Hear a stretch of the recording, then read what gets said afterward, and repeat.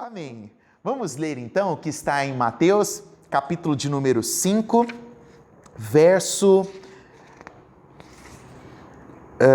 Mateus capítulo 5, verso 5. Diz o seguinte, a palavra do Senhor: Bem-aventurados os mansos, pois eles receberão a terra por herança. Hoje é a nossa 8ª exposição, do Sermão do Monte, e dentro dessas 8 exposições nós vamos expor hoje a 3ª bem-aventurança. Nós temos feito aí uma sequência, onde nós estamos estudando todo o Sermão do Monte baseado nos escritos de São Mateus e, de forma mais específica, há 2 semanas atrás, nós entramos digamos que o sermão da bem-aventurança, onde as bem-aventuranças são expostas por Jesus durante o período ali daquilo que nós chamamos de pregações que envolvem o Sermão do Monte.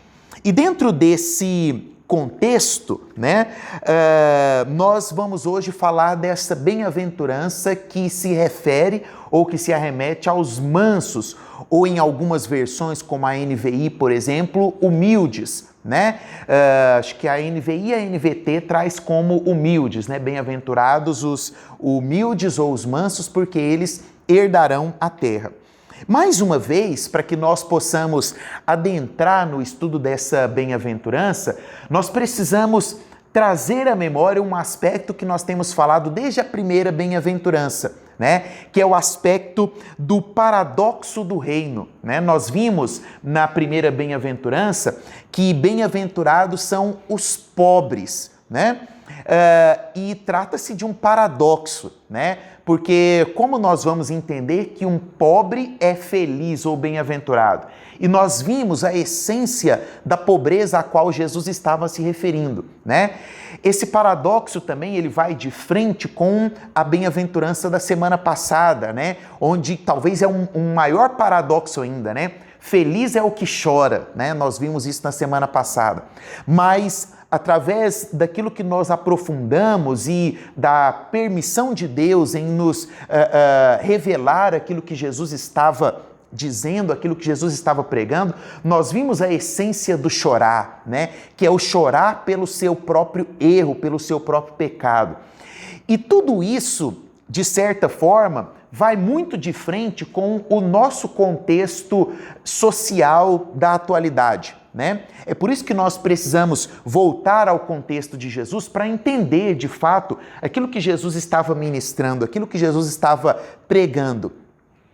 Primeiramente porque o mundo nosso atual, ele não prega a pobreza, pelo contrário, ele prega a riqueza, Você tem que trabalhar, você tem que fazer o curso tal para você se especializar e ganhar mais dinheiro na sua área, ou então você tem que se inscrever no curso do coach, porque ele vai cobrar uma mensalidade sua e ele vai ficar rico te ensinando a ficar rico, E aí, será que você vai ficar rico com o coach? Eu não vi, Enfim, o mundo hoje, ele não prega a pobreza, pelo contrário, ele prega a riqueza. Você vai ganhar dinheiro, você vai fazer tal curso, você vai fazer tal investimento, e hoje, só se fala em investimentos, Faça o curso, você vai aprender a investir na Bolsa de Valores e você vai...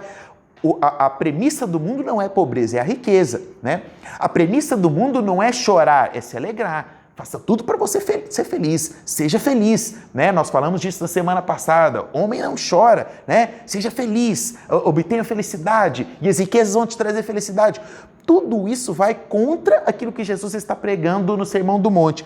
E talvez de forma mais profunda, quando Jesus vem falar hoje para nós dos mansos. Nós vivemos numa sociedade capitalista, pós-moderna, que principalmente depois da Segunda Guerra Mundial, se implantou uma cultura onde a mansidão é sinal de fraqueza. Se vence pelo poder, o poder bélico, de se colocar como mais forte, E aí entra todo o conceito Segunda Guerra Mundial, de Guerra Fria, né, com o poder do armamento, de se mostrar que você é o forte, o poderoso, né? Você tem todo o poder em suas mãos, e isso foi transmitido de certa forma para as mídias, né? Você tem ali um capitão que é o capitão do exército americano, que tem um escudo com o símbolo da bandeira americana. E esse capitão, ele é o sinônimo, né, de virilidade, é o líder do exército. E você vai ganhar do próximo, você vai ganhar do outro através da sua força, através do seu poder. O que Jesus vem a nos ensinar nessa terceira bem-aventurança é algo que vai na contramão total do que nós hoje observamos na nossa sociedade. Porque para a nossa sociedade, o manso hoje é quase que um sinal de, é o fraco, é o frouxo, né? É o que não se impõe, né? É o que fica ali à margem daquilo que está acontecendo, é aquele que não se posiciona. Isso por conta de uma definição errada do conceito de mansidão, que nós vamos tentar hoje entender e compreender não só na importância no âmbito filosófico para a nossa língua e para o nosso entendimento, mas principalmente no âmbito daquilo que Jesus estava ensinando ali para aqueles que estavam ao seu redor o assistindo. De acordo com o professor Martin Lloyd-Jones, ser manso não é um atributo natural, não é algo relacionado à sua índole e nem à sua virtude, porém é uma graça. O professor ele ainda destaca que ser manso não é ser frouxo, fraco ou medroso, mas pelo contrário, é ser vigoroso, ser enérgico para se posicionar. Quando eu vi essa definição do professor Martin Lloyd-Jones, a primeira coisa que veio na minha mente foi um livro que eu li, né, do John Foxe, que se chama Os Mártires. Nesse livro, o autor John Foxe, ele pega basicamente todos os grandes mártires, principalmente os mártires que passaram ali no período pré-reforma, no período da reforma. Então, Taylor, que nós falamos, por exemplo, nas nossas... Roland Taylor, né, que nós falamos lá na nossa série de biografias, o próprio John Hus, né, que foram homens martirizados. E eu ficava me lembrando de como esses homens foram martirizados. Por exemplo, Taylor, que ajudou a montar a própria fogueira que ele seria queimado. Quando eu olho para a vida desses homens, eu vejo uma virilidade e uma masculinidade que não tem nada a ver com fraqueza ou com ser frouxo ou com ser medíocre. Mas eu vejo ali uma virilidade, uma capacidade de força que reflete a mansidão, o verdadeiro estado de mansidão, que é entender aquilo que foi proposto e caminhar de forma enérgica e decidida para o futuro o qual ele foi proposto. Era aquilo que esses homens fizeram. Esses homens que foram martirizados pela fé que eles tinham, eles não negociaram, não negaram a fé que eles tinham na palavra do Senhor. Não trocaram a fé que eles tinham por aquilo que a Igreja Católica queria que eles oferecessem. Pelo contrário, eles não negociaram aquilo que eles acreditaram. E eles preferiram, na sua capacidade íntegra, moral, eles preferiram ser sacrificados, queimados, do que recusar a fé que eles tinham. Isso eu entendo como uma verdadeira mansidão. Em momento algum eles choraram, em momento algum eles precisaram ser arrastados para a fogueira. Eles se auto-ofereceram para ser queimados, baseados no propósito que eles tinham. Essa talvez seria uma das características e um dos conceitos que nós poderíamos entender como a verdadeira mansidão. Uma outra definição que nós temos do Dr. Thomas Watson, segundo o doutor, o manso, ele é submetido à vontade de Deus como Jó. E ele vai nos dar uma explicação mais bíblica, né? Como Paulo, que certa vez disse, estou contente em qualquer situação. que Paulo escreve lá em Filipenses, capítulo 4, versículo de número 10. O manso está debaixo do controle de Deus e está sempre dando graças a Deus por aquilo que acontece. Eu volto novamente ao apóstolo Paulo, aquilo que o apóstolo Paulo fala lá em Romanos capítulo 8. Todas as coisas cooperam para o bem daqueles que amam a Deus. O apóstolo Paulo deixou muito claro, eu sei estar contente em toda e em qualquer situação, tendo comida ou passando fome, né? Estando pressionado ou estando feliz. E o mesmo apóstolo Paulo, ele diz que tudo o que acontece conosco coopera para o bem daqueles que amam a Deus.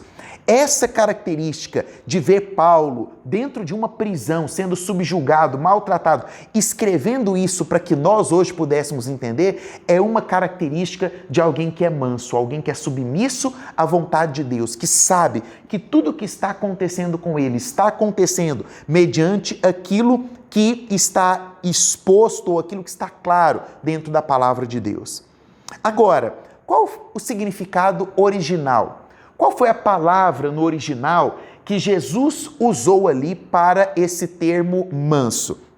A palavra no grego usada por Jesus foi a palavra praus. E essa palavra praus, ela não tem uma tradução exata no nosso português. É por isso que algumas versões trazem manso e outras trazem humilde. E a palavra manso, ela não é a tradução perfeita, principalmente pelo contexto que eu já abordei para vocês aqui, né, de que o manso hoje na nossa sociedade não é uma virtude vista com bons olhos. Mas dentro, né, do estudo que os tradutores fizeram, a palavra manso e a palavra humilde foram aquelas que mais se aproximaram daquilo o qual Jesus estava querendo ensinar, daquilo o qual Jesus estava querendo dizer. Se nós formos para o campo e o contexto da filosofia, averiguarmos aquilo que Aristóteles, né, que precedeu estes ensinos de Jesus, o que ele ensinava, o que ele passava para os seus discípulos dentro do contexto dessa palavra praus. Existem os estudos, os escritos, na verdade, né, dos discípulos de Aristóteles, explicando o que ele considerava como o praotés, né, que é o radical desse termo praus, que Jesus utilizou como manso. É muito interessante. Dentro da filosofia, né, Aristóteles ele descreve essa palavra praotés como a virtude do meio termo. O que seria essa virtude do meio termo? Vamos exemplificar. Aristóteles falava que a generosidade é uma virtude, né? E ela é uma virtude que ela fica no meio termo entre o esbanjar de riquezas e entre vamos dizer assim, a pão-duragem, né? Então eu tenho no extremo o pão duro e eu tenho no outro extremo o esbanjador. No meio desses dois eu tenho o generoso, que é aquele que sabe dar um direcionamento certo para o dinheiro dele. Ele não é o pão duro, que não ajuda ninguém, mas ele também não é aquele que esbanja as riquezas. A virtude está em seguir o meio termo. E quando Aristóteles fala, né, desta virtude que é exatamente a mansidão, ele coloca a mansidão como equilíbrio entre o quê? Entre a ira e a passividade. Ou seja, Aristóteles está dizendo, olha, você quer ter a virtude da mansidão, então você não pode nem ser irado a todo instante, mas também você não pode ser passivo a todo momento. É como se ele pegasse, por exemplo, ali as duas características, né? Você não pode ser totalmente fleumático, né? Mas você também não pode ser colérico, sanguíneo o dia todo. Você tem que estar no meio termo. E aí você encontra o caminho da virtude. E é de fato, né? O caminho da virtude é o caminho do equilíbrio. Toda e qualquer virtude. Se você for pensar nas outras demais virtudes, você quer ser um homem virtuoso, você quer ser uma mulher virtuosa, procure o quê? O equilíbrio. Então Aristóteles, dentro desse contexto, né, quando ele nos ensina lá na filosofia sobre ser manso, ele está falando, olha, utilize o equilíbrio, busque o meio termo. Dentro desse contexto, nós poderíamos talvez reescrever, né, para tentar contextualizar a bem-aventurança da seguinte forma. bem-aventurado o homem que se zanga na hora certa e nunca se zanga sem ter nenhum motivo. Você encontrou um homem que está no caminho da mansidão. Ele vai ficar, até porque a Bíblia nos ensina que nós podemos irar, sim ou não? A Bíblia diz, irai-vos. Mas aí tem um advérbio, né? Mas, porém, todavia, contudo e entretanto, não pequeis. É aí que está o problema. Você pode irar todo dia, toda hora. O negócio é que entre a ira e o pecado há uma linha muito tênue. E a Bíblia nos diz, irai-vos, mas não pequeis. Né? Então, nós poderíamos contextualizar dentro dessa bem-aventurança, olha, você pode até ficar zangado, né? Agora, qual é o motivo que está te fazendo zangar? Porque dependendo daquilo, você sai do equilíbrio e vai para a ira. E é muito rápido. É muito rápido sair do equilíbrio. Manter o equilíbrio, é fácil manter o equilíbrio o dia inteiro? Não é de jeito nenhum. De jeito nenhum. Você abrir o portão da sua casa, né? Você já... Esses dias, né? Esse dia eu fui sair no... Primeiro, eu saí no portão, um carro estacionado no... Mas assim, ó, no portão. No portão. Essa foi boa, essa eu posso contar para você. Mas eu falei assim, não é possível. Não é... Sabe assim, ó, sabe o que eu quero? Você levanta, né? Cedinho, faz a devocional bonitinho, ora por todo mundo, manda mensagem lá no grupo, o pessoal, né? Tal, né? Aí você vai praticar atividade física, né? Mente sã, corpo sã, né? E tal, transpira, né? Converse com as velhinhas da academia, que são suas melhores amigas hoje, né? Volta para casa, né? Aí tal, estaciona, fecha o portão, toma aquele banho, aquele café, né? Abençoado e tal. Aí você abre o portão para cima, da onde que surgiu esse carro? Eu estou no meu horário, eram os 20 minutos certinho de sair e não pegar o trânsito. Aí você já começa a pensar, agora eu vou pegar aquele trânsito, eu vou pegar aquele sinal, eu vou chegar, vou bater o ponto da... Não é possível. Aí, como que vai achar? Aí eu, né, já naquela. Aí eu cheguei no carro, não é possível que a pessoa... Sabe quando você vai encostar assim para pensar, né? Quando eu encosto no carro, o carro anda. Eu, uai, como assim? A pessoa tinha deixado o carro sem o freio, desengatado, né? Eu falei, não é possível. Aí eu dei aquela empurradinha, falei, Aí eu fui lá, olhei, abri o carro aberto. Aberto na minha porta, desengatado. Aí eu não podia, né? Fui lá, peguei, né?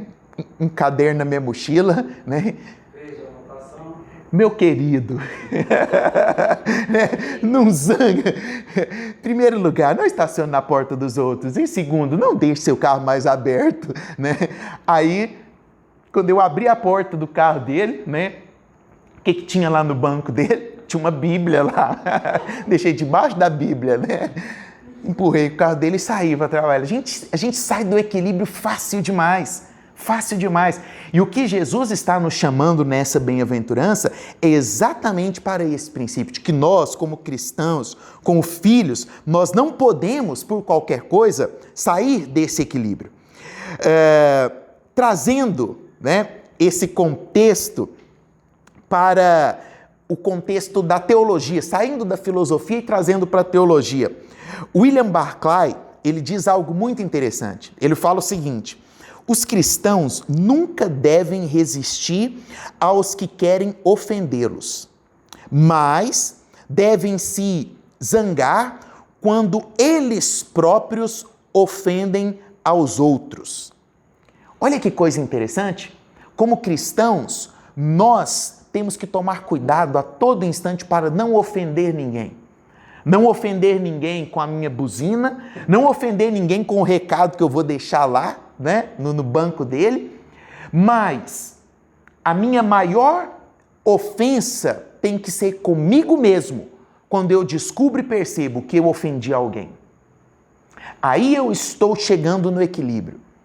E é muito complicado, porque em algumas vezes nós nos achamos no direito como ofendidos, né? Poxa, pisou no meu calcanhar, pisou no meu pé, né? Eu tenho direito. É imposto isso para nós hoje, né? Hoje tudo é o quê? Processa, isso cabe um processo. Tudo. Você encontra um abençoado do meio jurídico para... A Larissa e o Bauer não estão aqui, não é do direito não, você vai prestar para direito não, também não tem advogado. Você encontra, né, com garfinho na mão, né, e a Constituição na outra, né, processa, não pode deixar fazer isso que você não, né, leva a júri, né, todo lugar você encontra um, né, para te cutucar. A Bíblia não nos ensina isso. A Bíblia nos ensina que quando nos ferem um lado da face, o que nós fazemos? Oferecemos o outro. A maior ofensa nossa é ofendermos alguém. E nós temos que nos sentir totalmente ofendidos quando nós descobrimos que nós ofendemos alguém. Eu passei por uma dessa vergonhosa. Eu fui trocar a armação do óculos e eu faço isso numa empresa que eles são bons, mas eles dão trabalho. Aí eu comprei a armação, estava bonitinho, e quando eu cheguei em casa eu percebi que ela estava torta. E aí eu coloquei na mesa, eu falei, tá torta. Mas sabe quando aquela torta de que parece que está fora do esquadro? Sabe? Eu falei, isso aqui não vai dar para arrumar, eles vão ter que trocar. Aí vai eu lá de novo, né? Aí você perde tempo é dinheiro, aquela coisa toda, né? Cheguei lá, não tá certo. Aí o rapaz olhou para mim, não, isso aí a gente arruma. Aí eu olhei para ele e falei, você não vai dar conta. Aí ele pegou e mexeu, então, experimenta. Aí eu falei, ó, você tá vendo? Não tá, esse lado aqui. E aí tem um problema, né? Que para quem, né, sempre coloca na mesma posição, todo dia, toda vez, a mesma coisa, né? Para quem tem um pouquinho de toque, assim como nós, né? Não passa. 1 centímetro, né? E eu olhava, não tá, põe lá no seu negócio que você vai ver ele colocar, realmente, peraí que eu vou dar um jeito. Eu falei, você não vai dar conta. E aquilo já foi, né? Tô no meu direito. Então, da última vez que ele trouxe, ele pegou e falou assim, nós vamos ter que trocar. Tá na garantia e tal. Eu falei, até que enfim, né? Não, que bom. Vê na outra loja. A outra loja era perto, né? Não, tem na outra loja, nós vamos pedir. Então tá bom, eu posso esperar. Não, mas vai demorar pelo menos 2 semanas. Aí, gente...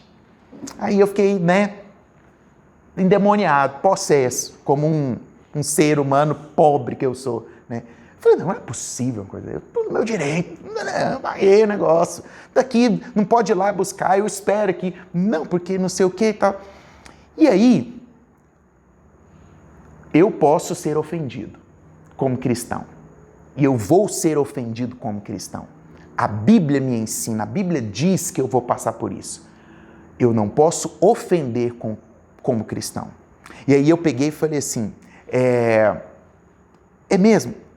2 semanas é muito. E eu tenho certeza que vai passar, porque eu já passei por essa experiência aqui. Eu tirei meu celular e falei, então eu vou gravar aqui, você falando, eu quero um áudio aqui falando que vai durar 2 semanas. E aí, quando o rapaz olhou para mim e falou, senhor, por que o senhor vai gravar? Aquilo ali foi nocaute, tapa, ipom, foi tudo.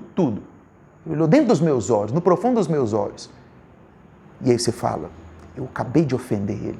Olha que ofensa. Eu chamei ele de mentiroso. Falei que eu ia gravar para que não passasse, né? Mas e se passasse? Não interessa. Como William diz aqui, os cristãos nunca devem resistir aos que querem ofendê-los, mas deve se zangar toda vez que ofendem os outros. Eu respirei, peguei meu celular, guardei, sentei de frente dele e falei, você me perdoa. Eu não tenho direito de fazer isso. Não tinha o direito de gravar sua voz. E ele simplesmente olhando para mim. No final das contas, demorou mais que 2 semanas, como ele tinha dito. Mas eu sou o cristão na história e eu não posso ofender. William Barclay, ele encerra essa frase dele dizendo algo maravilhoso. Ele fala assim, olha, a ira egoísta, ela é sempre um pecado, mas a ira altruísta, ela é uma mola moral para a sociedade. A ira egoísta é a ira que, poxa, é meu direito, É meu direito, eu estou pagando por isso. Não, não, não. Irai-vos e não pequeis. Como que eu iro e não peco? Quando a minha ira ela é altruísta.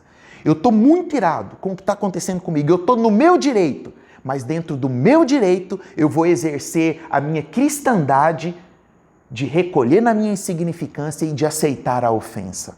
Pois este é o verdadeiro cristianismo.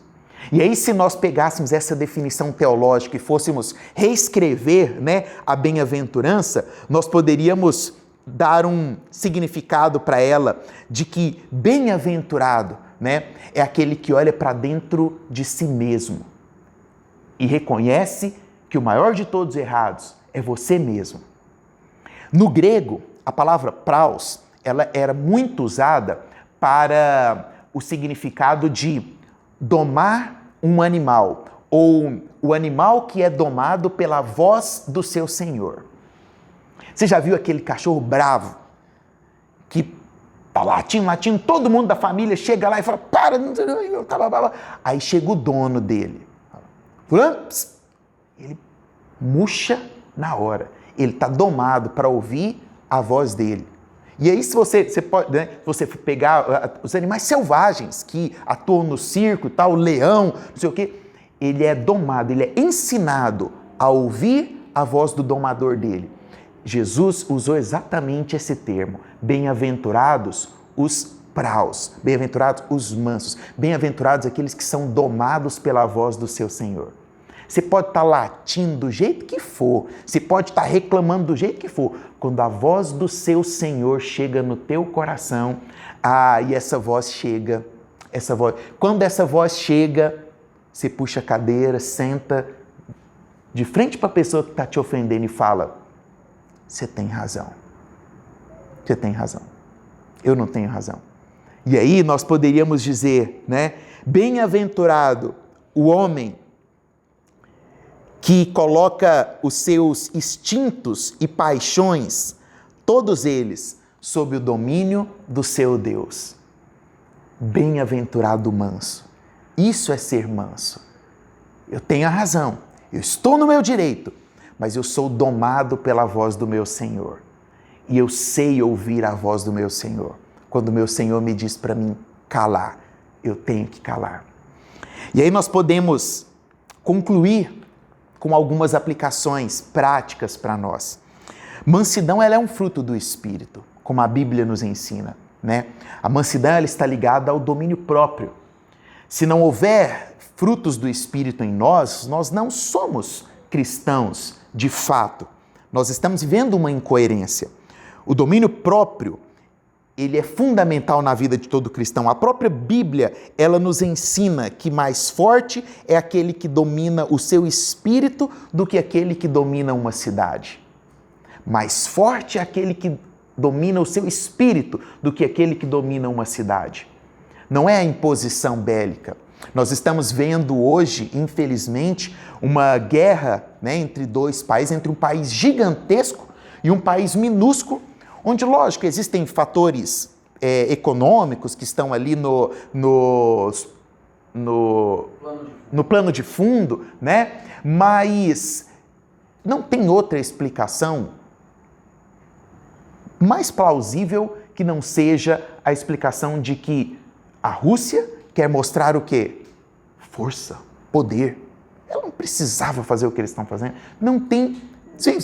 todo mundo, né, já ficou expert em guerra, Ucrânia e Rússia. Você sabe o que está acontecendo lá, você sabe os motivos. Não havia necessidade alguma. Mas aquilo ali é o que? Uma imposição, é o domínio da cidade. Para Deus isso não vale nada. É melhor dominar seu próprio espírito do que dominar uma nação. Segunda aplicação que nós podemos trazer para nós é que a mansidão, ela não está disposta a reivindicar direitos, né? Nós temos deveres, e muitos deveres como cristãos. E os direitos? Eu não fui feito para exigir direito. Por que eu não fui feito para exigir direito? Porque eu só estou aqui por conta da graça do Senhor. A minha vida é uma vida que foi dada pela graça. Nós não temos direitos, nós temos deveres. Nós temos que exercer os nossos deveres. O cristianismo não foi feito para exigir direito. Não se trata de exigências, de reivindicações. Terceira aplicação e última. A mansidão, ela está disposta a sofrer todo e qualquer dano. Nós não fomos feitos para levar vantagem. Como cristãos, nós somos feitos e moldados para sair no prejuízo. Essa é a nossa vida como cristão. O cristão, ele não tem que ir para as redes sociais, publicar e postar benefícios da sua vida como cristão, suas riquezas por sua obediência sincera de coração, suas conquistas pelas suas atitudes nobres. Não. Isso não é o cristianismo que foi ensinado. A igreja primitiva não vivia esse tipo de cristianismo. Pelo contrário, era uma igreja sofredora, que cuidava dos pobres, que auxiliava o próximo. Era uma igreja que exercia a mansidão da sua forma plena. E aí você fala assim, mas então, para que ser cristão? Para que servir se a mansidão é isso, é sofrer, é suportar? Vamos voltar ao nosso texto de leitura de hoje, que diz: bem-aventurados os mansos, vírgula, pois eles receberão a terra por herança. É por isso que nós suportamos a dor. É por isso que nós suportamos a ofensa. É por isso que nós damos a outra face. É por isso que nós dominamos a nossa ira e deixamos que falem. É por isso que a nossa vida cristã não é uma vida de exposição em mídias, em redes, de benefícios e conquistas. Porque não se trata do que nós vivemos aqui. Se trata de uma herança que já nos foi dada, que já nos está garantida por aquele que é o dono e Senhor de todas as coisas, por aquele que já conquistou todas as coisas e já nos deu, já assinou, já passou para o nosso nome a herança. Bem-aventurados os mansos, porque eles receberão a terra por herança. E aí, eu poderia concluir e finalizar traduzindo talvez, para a nossa linguagem, baseado naquilo que nós estudamos e vimos dentro da teologia, dentro da filosofia e dentro da hermenêutica nessa noite. Como que ficaria essa bem-aventurança? Da seguinte forma, abre aspas, bem-aventurado ou feliz é o homem que sabe o tempo certo de expressar a ira e que nunca se zanga fora do tempo. O homem que aprendeu a controlar os seus instintos, seus impulsos e suas paixões, porque exatamente pôs a sua vida sob o governo e a obediência da voz de Deus. E que tem a suficiente humildade para reconhecer a sua própria ignorância e debilidade, porque o homem que possui tais virtudes é rei entre todos os homens. Fecha aspas. Herdou a verdadeira herança, a herança que está prometida aos mansos de coração. Que Deus assim nos abençoe em nome de Jesus. Vamos orar? Senhor Deus, amado Pai, soberano Senhor, nós nos rendemos em gratidão diante da palavra do Senhor. Obrigado a Deus porque aqui nesse lugar, a cada quinta-feira, o Senhor tem nos ensinado e nos mostrado com clareza a pobreza da nossa alma.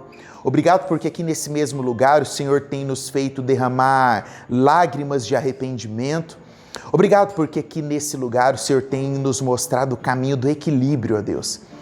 Obrigado porque a cada versículo do Evangelho segundo São Mateus, nós conseguimos ouvir de forma mais audível e preciosa a Tua voz, que como um bom domador nos domina e não nos deixa pecar na nossa ira, que como um bom Senhor nos ensina a ser coerente na nossa fala, na nossa argumentação. E assim como um bom pai que nos adotou, nos mostra que o caminho da mansidão é um caminho de pureza e de equilíbrio, o qual nós precisamos buscar todos os dias para não ofender o nosso ente querido, para não ofender o nosso próximo, o nosso vizinho, mas para nos sentirmos totalmente ofendidos quando nós mesmos ofendemos alguém. E que nesse caminho nós possamos caminhar, que nesse caminho nós possamos prosseguir, com domínio próprio, com clareza, ó Deus, de que não são as nossas paixões que devem falar mais alto, não são os nossos direitos que estão em primeiro lugar, mas os nossos deveres. Porque assim como um bom pai que nos adotou, o Senhor também nos deu a verdadeira herança. Que assim seja em nossa vida e em nosso coração. Bem-aventurados os mansos, porque eles receberão a terra por herança. E é essa herança que nós desejamos. A Ti oramos, em nome de Cristo Jesus, o Nazareno. Amém, amém e amém. Deus te abençoe, em nome de Jesus.